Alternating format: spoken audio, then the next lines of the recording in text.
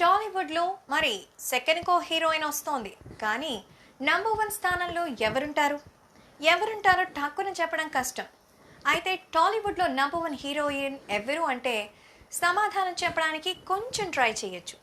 ఎందుకంటే ఇప్పుడు ఆ లీడ్లో కొంచెం మిస్లీడ్ అయింది కాబట్టి. ఇక అనుష్క నెంబర్ 1 హీరోయిన్గా ఒకప్పుడు ఉండేది. ఈ మధ్య అస్సలు సినిమాలు చేయడమే లేదు. స్టార్ హీరోల సినిమాల్లో నటించకపోవడంతో అనుష్క నంబర్ 1 స్థానానికి ఎసరు పెట్టినట్టే అయింది.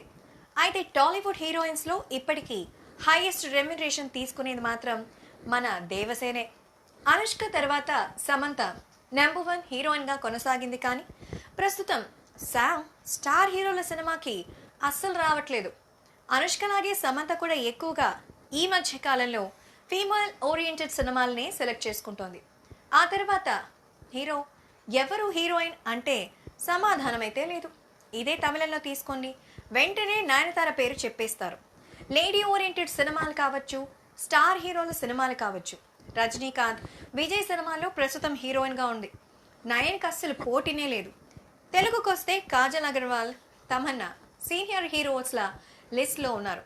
ఇక న్యూ జనరేషన్ హీరోయిన్స్లో ప్రస్తుతం హాటెస్ట్ హీరోయిన్ పూజా దగ్గర క్రేజీ ప్రాజెక్టులు ఉన్నాయి, కానీ ఇప్పటి వరకు సూపర్ హిట్ అనేది లేదు. మహేష్తో నటించిన మహర్షి ఒక్కటే పూజా కెరియర్లో ఏకైక హిట్. ఇక అలవైకుంఠపురం, జాన్ ఈ సినిమాలు హిట్ అయితే నంబర్ 1 రేస్లోకి ఈ పొడుగు కాళ్ల సుందరి వస్తుందేమో మనం చూడాలి. ఇక పూజా హెగ్డే కాకుండా స్టార్ హీరోల సినిమాల్లో అవకాశాలు సాధిస్తున్న మరో హీరోయిన్ కన్నడ బ్యూటీ రష్మిక. ఈ భామ పరిస్థితి 2 హిట్లు 2 ఫ్లాప్లు అన్నట్టుగా ఉంది. కియారా అద్వానీ తెలుగులో 2 సినిమాలు చేసిన తర్వాత తిరిగి బాలీవుడ్ చెక్కేసింది.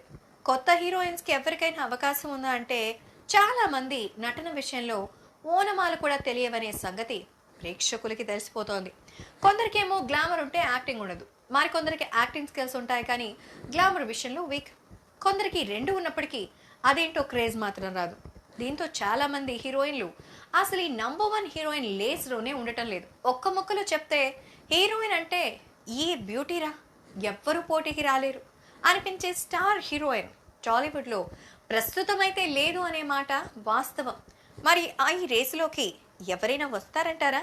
చూద్దాం. మేము చేసే వీడియోస్ మీ మొబైల్కి నోటిఫికేషన్గా రావాలంటే మా ఛానల్ని సబ్స్క్రైబ్ చేసుకొని పక్కనే ఉన్న బెల్ ఐకాన్ని యాక్టివేట్ చేసుకోండి.